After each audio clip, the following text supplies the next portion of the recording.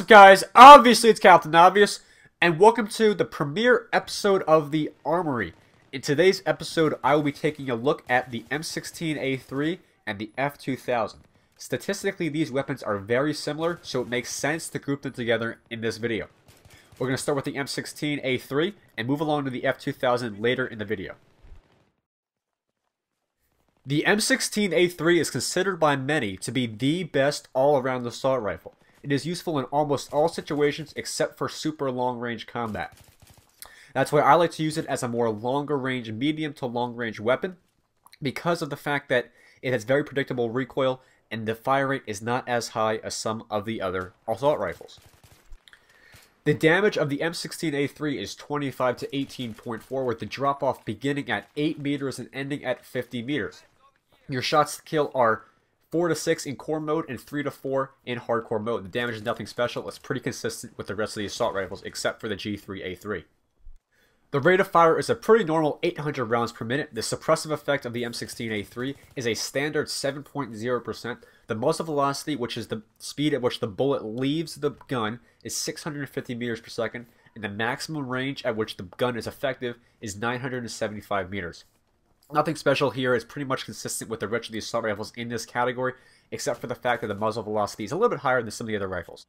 Besides the M16A4, the M16A3 has the fastest reload in the entire assault rifle category at 1.80 seconds. The empty reload is 2.37 seconds, and your threshold, which is the cancel reload time, is 1.53 and 2.015 seconds respectively. Fast reload means it's more usable at closer range, so take advantage of that. New to the Armory is an actual recoil demonstration. So here's the recoil demonstration for the M16A3, and as you guys can tell, it is very heavy to the right. Use that to your advantage and be able to compensate for that. The spread on the M16A3 is actually very low for an assault rifle. It does not go, the bullets do not go off track when aiming down the sights, so you have to be able to also compensate for the spread of these weapons when using them. The magazine size is 30 rounds plus 1 in the chamber. It is very standard for the entire assault rifle category. Now that is it for all the statistics and data regarding the M16A3, and as you guys can tell, it's a very average and all-around good assault rifle. Now, I'm going to show you guys some recommended setups, one for a defensive and support role, and one for an aggressive role. Alright, now here is the defensive / support role class for the M16A3. Now this is the one I prefer to use. It is equipped with an ACOG sight for longer range fire, a bipod for use at longer range to keep the vertical recoil down, and a heavy barrel. Now the reason I use the bipod instead of the foregrip is because accuracy is decreased at longer range when using the foregrip, so I try to avoid that when using a longer range rifle. The heavy barrel is also used at longer range because of the fact that it increases your accuracy and decreases your aim down sight spread. Though it does increase your hipfire spread, you will not be using this M16A3 setup at closer range, so the heavy barrel is a good option for this class. Alright, here is my preferred M16A3 aggressive playstyle class. I usually use a holographic sight or a red dot sight. Does not matter which one you use, but prefer to use the American style of both. A foregrip is used on this class because it decreases the horizontal muzzle drift, and the accuracy loss at longer range is not really seen because you're using it at closer range. I also use a laser sight because it decreases the hip spread of the weapon. Make sure you guys turn it off when going through enemy territory so you guys are not detected.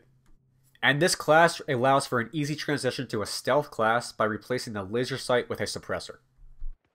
Alright, so I have a few last minute recommendations to make to you guys before I finish up this review. Like I said before, I prefer using this weapon as a defensive / support style role.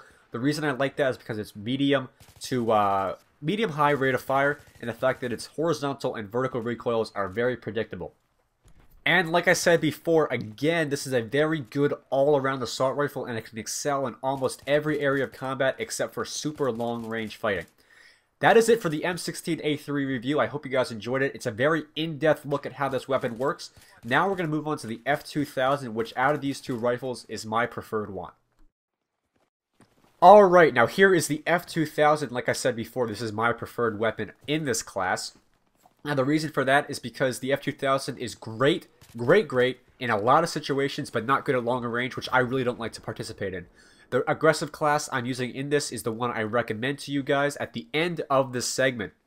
Now, I'm not using the laser sight because of the map. It's on Operation Metro on the outside, is not suited for a laser sight. So I added on a heavy barrel to make sure I can get those accurate shots off at longer range. And you will see me switching to single fire a lot. That's a very viable option for this weapon when using the longer range setup. So let's get into the damage of this weapon. Now the damage on this weapon is exactly the same as the M16A3 at 25 to 18.4, with the drop off beginning at 8 meters and ending at 50 meters. Your shots to kill in core mode are 4 to 6, and in hardcore that drops down to 3 to 4 shots to kill. Now these statistics right here pretty much define the reason I use the F2000 as an aggressive close range weapon. The rate of fire is higher than average at 850 rounds per minute. The suppressive effect is 7.0%. Muzzle velocity is a little bit lower than the M16 at 600 meters per second, and the maximum range is 900 meters.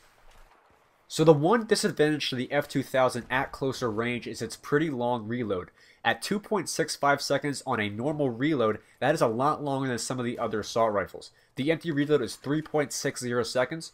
Your threshold cancel time reload is 1.9875 seconds and 2.7 seconds respectively. Now the multiplier is the number which you multiply by the normal reload and the empty reload to get your threshold reloads. It's a very simple math problem. It shouldn't take you all of 3 seconds to do. I forgot to mention it when we did the M16A3, but that one is 0.85. So just multiply those together to get your threshold reloads. It's the same for some assault rifles. It's different from the others, but for the most part, it's generally around 0.8. Alright, now let's take a look at the recoil patterns for the F2000. The vertical recoil is still the same pretty much for the rest of the assault rifles, but the horizontal recoil is balanced between the left and the right sides. So you do not have to worry too much about the horizontal recoil because they balance each other out. It's pulling to the one side as much as it's pulling to the other. Though it will go to the left a little bit more, it is not too noticeable. The spread on the F2000 is a little bit higher actually than some of the other assault rifles, but generally it is about the same as them. So you may want to take some precautions in decreasing the spread that is seen, therefore increasing your ADS accuracy. Now, just like the other assault rifles, or at least most of them, your magazine size is 30 rounds plus 1 in the chamber, and there's really nothing special about that. Now, let's take a look at my recommended classes for using this weapon. The defensive / support role playstyle class includes the ACOG sight, foregrip, and heavy barrel. The ACOG sight is pretty standard in all support role classes because it's effective at longer range.